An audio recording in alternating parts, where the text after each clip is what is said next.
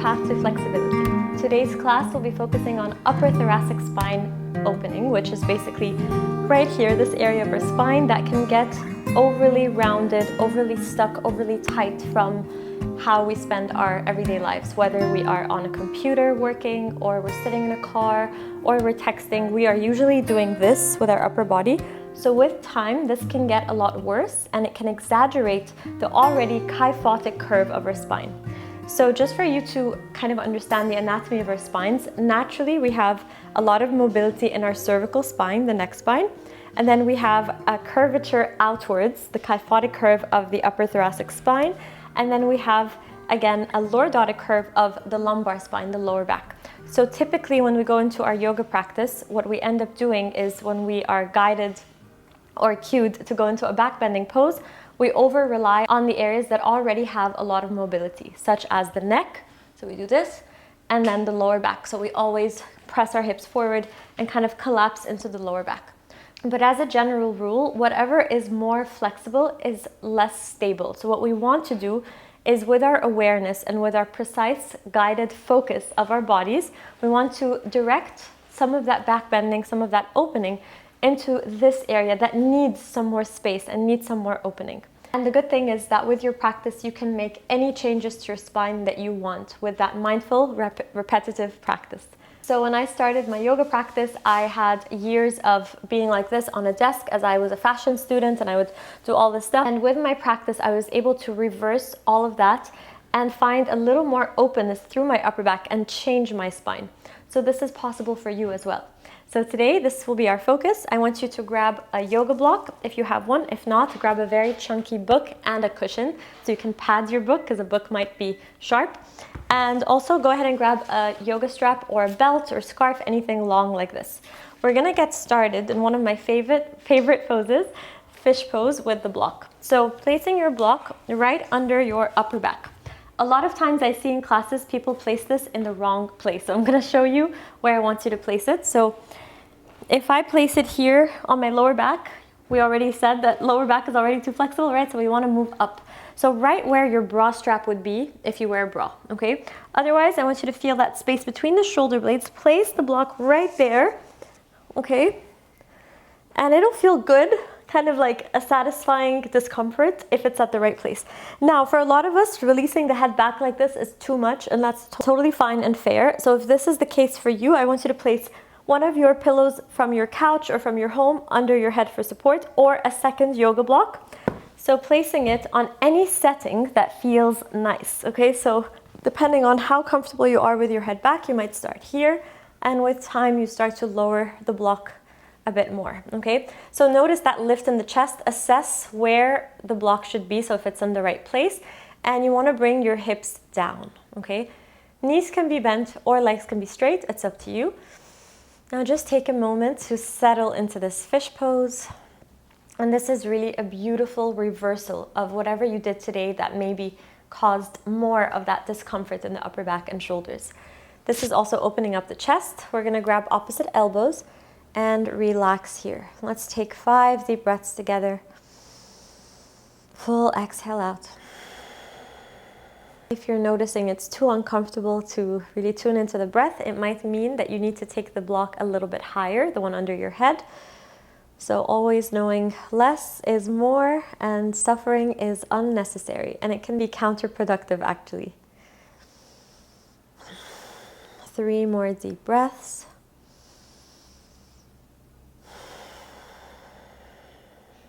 Breathing into the sides of the waist and imagining that your breath can go all the way back into your block, so it widens the back of the rib cage, the full capacity of the diaphragm. 1 more breath. And switch the crossing of the elbows. Let's take a moment here to set any intention for our time on the mat today. Connecting to one word or anything that brings you a spark of inspiration or joy today. Keeping this with you in your mind and heart. And once you're ready, let's uncross the elbows. We're going to bring your palms to face up like you have a third block now between the hands. Inhale as you stretch all the way back, shoulders up by the ears, and exhale, bring that imaginary block right back down to your hips. Inhale, reach all the way up, keep tension between the hands, don't drop that block, and exhale. So this is also working on your shoulder mobility, and you're using the shoulders up by the ear to get into the spine. So it's like the shoulders are an extension of the spine. Good, let's do 3 more. Inhale, stretch up, shoulders up, exhale. Last one, inhale, and exhale. Now inhale the arms up. We're going to interlace the fingers, cross your thumbs, release the index, and stretch all the way up and back. Pointing your toes now. If your knees are bent, go ahead and straighten those legs. And like you're stretching, index fingers long away from the toes. Full front body opening. With every inhale, imagine lifting the chest up and off of the block. With every exhale, soften tip of the chin away from the chest bone away from pubic bone. So if this is too easy, you can lower the block a little bit more, so you really feel that chest is lifted up above the head, higher than the head. Inhale, exhale. And when you're ready, slowly rising up. Take your time, set your block to the side. And we're going to cross the legs and come into tabletop position.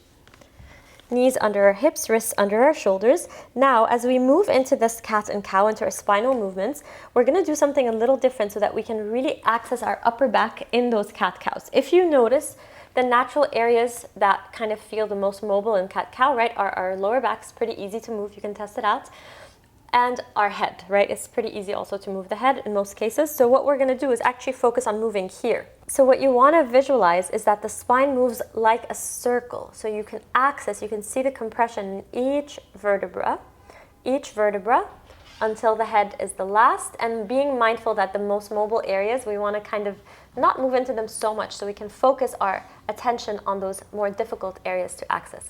And then when we're rounding, also trying to make that space between the vertebrae, which can also feel really nice. Another thing we're going to do is think of pressing our hands into the floor, and our contact with the mat allows us to get deeper into our upper back. So what I do when I inhale is I drag the mat back. I really press into my hands and drag the mat towards my knees. Right away, I can feel my upper back activate. And when I exhale, I push the mat away. So an arrow going away from me when I exhale and round, and an arrow coming towards my knees as I arch. Okay, so you can try this out a few times. Inhale, arch. Exhale, round. Taking a moment to widen through the collarbones, drop the chest, open the sitting bones, chin up away from chest bone. Exhale, do the opposite. Round the spine, push the mat away, chin to the chest, tailbone tucked under. Inhale. Exhale. A few more times with your breath.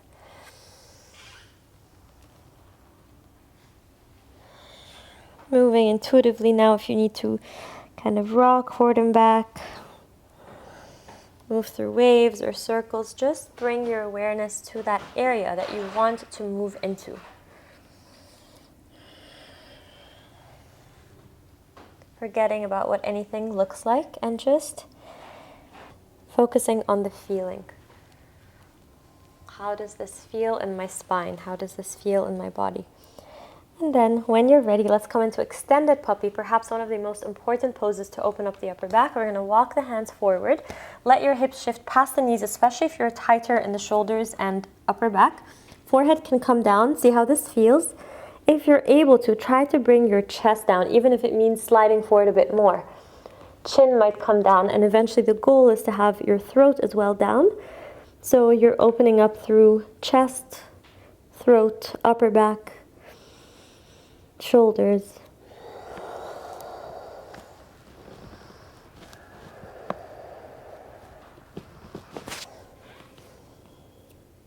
And keep sending your breath into that area between the shoulder blades. Good. When you're ready, rising up slowly. Come back into tabletop position. I love this one for opening up the sides of the waist and the upper back and the space between the shoulder blades as well. We're going to inhale the left arm up, look up at the left fingertips. Exhale, thread it through. Left ear, left shoulder to the mat. Again, inhale, open up. Go a little deeper. Exhale, thread it through. Last one, inhale. And exhale, thread it through. Pause here. So leaning more into that left shoulder. I like to bring my right fingertips down onto the floor and press the mat and press the floor away from my left shoulder. Maybe crossing left ankle over the right and taking a big breath into that left scapula, left shoulder blade, left side of the waist. Inviting a lot of ease, a lot of softness here. Use the right hand to help you counter twist. Inhale the left arm up. Open the left leg all the way out. So right knee is down, left leg is lifted. And start to stretch left fingers away from left heel. Get a little longer.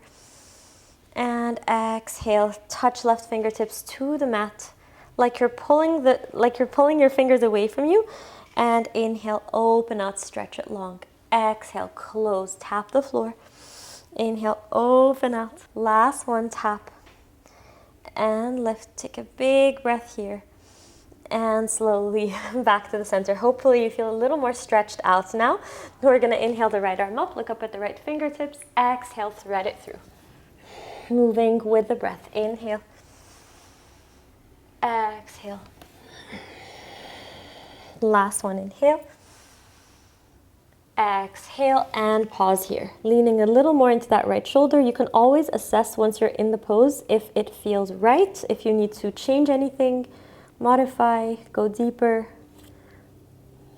Tuning that frequency to your own sweet spot. And then press your left fingertips down and start to push into the floor with the left fingertips to lean more into that right shoulder. You can cross the right ankle over the left. And taking big breaths into that space, into right side of the waist as well. Give your right hip an eye and have it look back so you can get a little bit longer into the waist. It's almost like you're imagining that right hip point pulling away from the right shoulder, moving further back. There's so many subtle nuances that you can find in every pose and go into an entire world of exploring your body, which is so beautiful. Now when you're ready, let's plant the left hand down, counter twist. Inhale the right arm up. Now we're going to extend that right leg back. Open up as you stretch the fingers away from the right toes, and we're going to close it up, tap the mat. Inhale, open out. Exhale, close. Like you're being pulled from the fingertips. Inhale, open. Exhale, close. Last one, inhale, open out. Get even longer. Right hip point presses away from the rib cage. And slowly back to your tabletop position. Arch the spine. Let's move into our second extended puppy. We're going to have our blocks or your books on either side. Just make sure that they are an even height if you're using books. And elbows to the center of the blocks, palms together. Walk your knees back and melt the chest down. With every exhale, I want you to imagine your chest lowering down to the floor. This can feel really nice if there's tension here.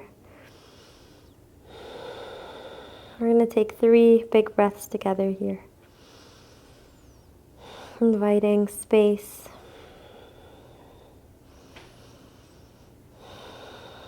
Awareness.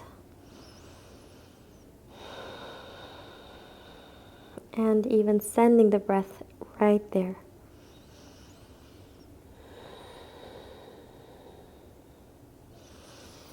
And slowly rising up mindfully. Set the blocks to the side. And we're going to come right back into our tabletop position. And leaning all the way back into a seated position. So make sure you have your strap now, or your belt or whatever you're using, like a strap, and rise onto your knees. Now assess if this is comfortable for your knees. Otherwise, you can fold your mat a few times so that you're able to withstand that placement. And what we're gonna do is move through a circle. So open your fist as wide as you need. What you're gonna do, take that left hand to cross over to the right side, all the way back, sit the hips back, and then circle forward and reverse. Right hand goes across the body, circling back and coming forward. Again, left side. As you lean back, reach the hips back and come over to the right side and reverse. You can make this circle as big or as small as you'd like. You can keep going in one direction for 3 times and reverse. Over from the left to the right, hips back, open up and come forward again. So this should feel nice, not too intense. It's almost like you've been sitting in a car the whole day and now you're getting out and finally getting a nice big stretch.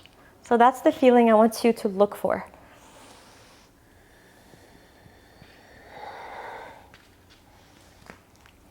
Good. Good, last one.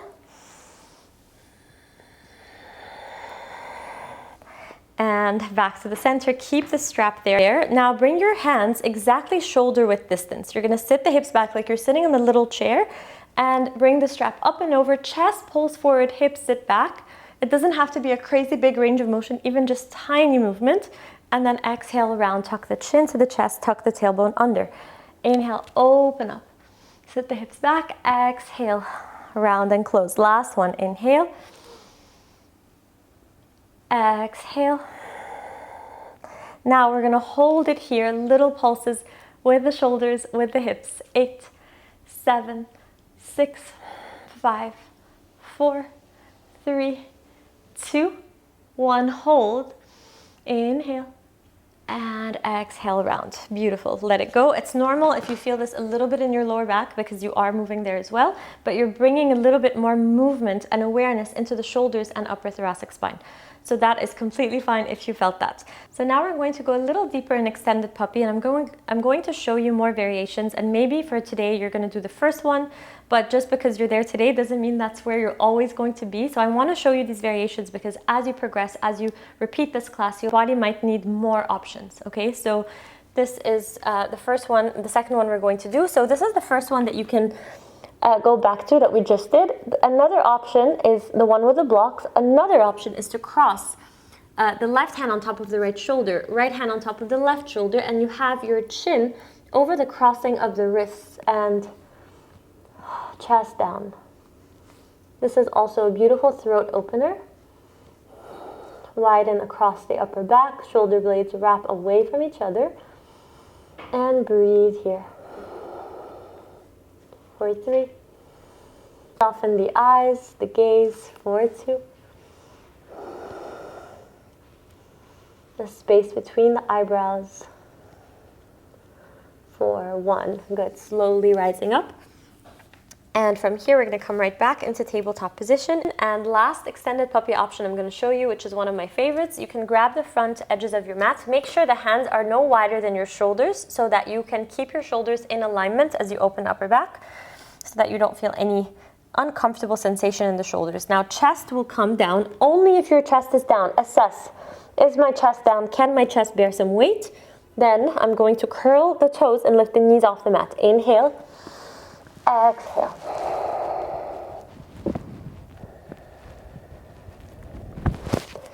So if this looks completely crazy to you, don't worry. This is only a suggestion if you are already there and you want to go deeper. So if you are, hold this one for 5 breaths and then we'll meet back sitting our hips on the heels.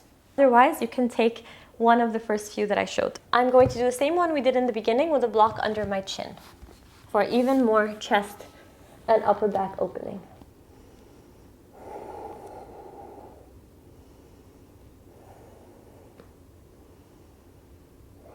Relax your jaw.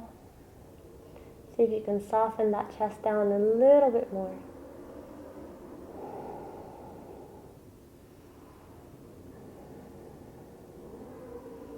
Good, and rising up. Now let's come back into our final pose, which is back into our fish pose, but we're gonna challenge ourselves now, maybe placing that block right where it was, but maybe on the same setting without a block for the head if you feel ready for that. Or you can even set it up on an even higher setting. So I'm going to place it right there on the same setting, just removing that second block for the head, and just see how this feels. It might feel a lot more comfortable. And stay here, knowing that this is reversing and changing your spine.